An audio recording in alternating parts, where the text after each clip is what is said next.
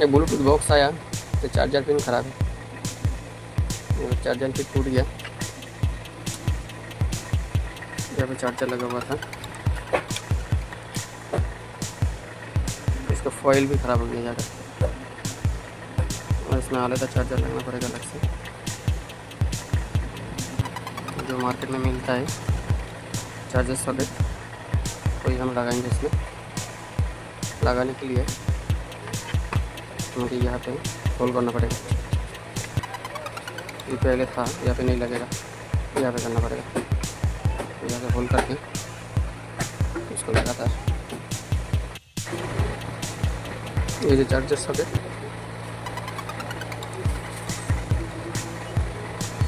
इसको हम यहाँ पे लगाएंगे, यहाँ पे लगाएंगे इसको, उधर को रहेगा। होल कर दिया, होल करके इसको लगा दिया।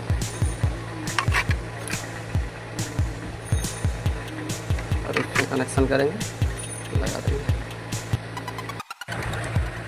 चार्जिंग सॉकेट लगा दिया, इसमें कनेक्शन भी कर दिया।